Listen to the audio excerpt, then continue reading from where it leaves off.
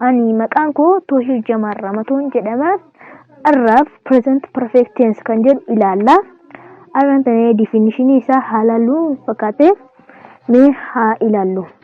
Present perfect tense. Present perfect tense is an action completed in the past, near present, without specific time. Specific time isa niqaba present without near kan jedhu sana jechuudha.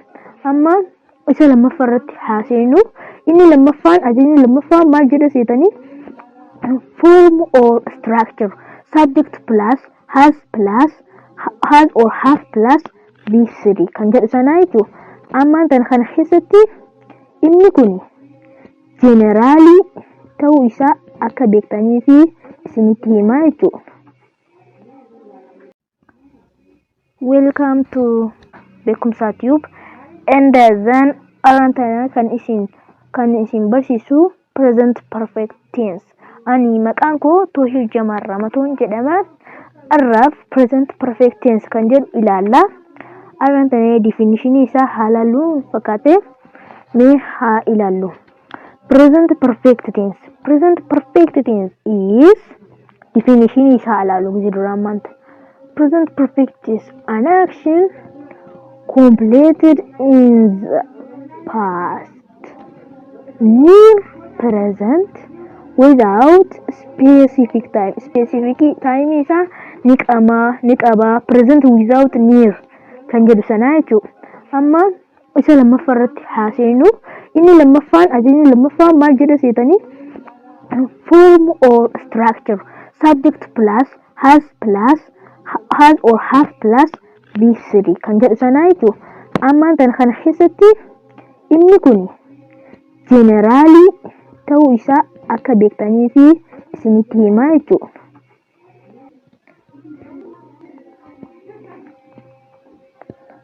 Generally da forming kuni generally da present perfect da generally ni dalagaa jechuudha. Kun present perfect ta'uu isaa akka kan itti adda baaftu has or have plus verb 3 ta'uu isaanii jechuudha. Kanuma irratti ajaja lammaffaa irratti haaseenu. Ajajni lammaffaa maal jedha seetanii singular. Singular jechuun qeenxee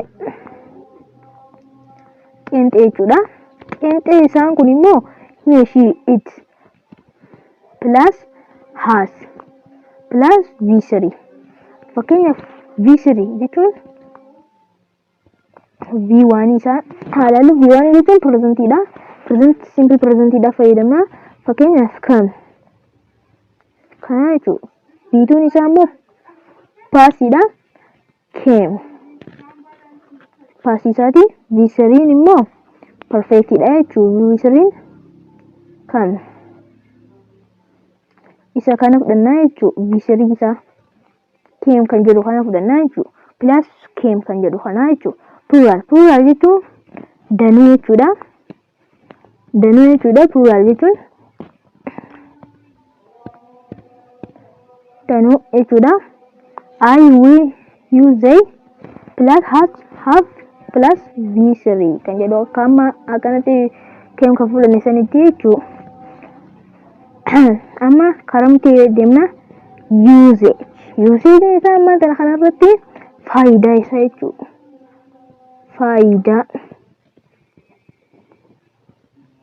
Faayidaa isaa jechuudha. Asirratti since ajajni tokkoffaa irratti since kan jedhu achirraa jalqabee akka jechuuti. Achirraa wanta sanirraa jalqabee jechuudha. Kanuma irratti wanta sanirraa jalqabee kan jennuuf yookaan bara 1990 irraa jalqabee hanga ammaa nan jira kan jennu since kan jedhu. Since 99 in 99 since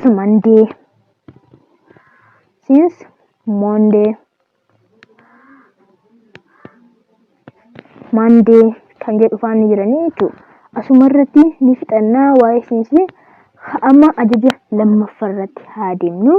Ajajni lammaffaan maal jaasiitanii for jechuun hanga waan tokko amma ani isiniin jalqabee hanga jimmatti barnoota nin baradhaa ammaan booda jechuudha.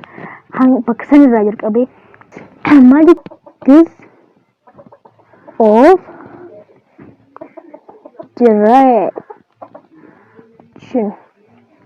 duration jechuudha. Kana irratti for 9 years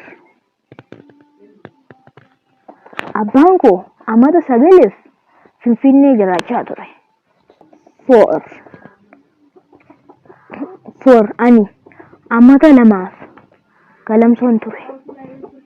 For 2 years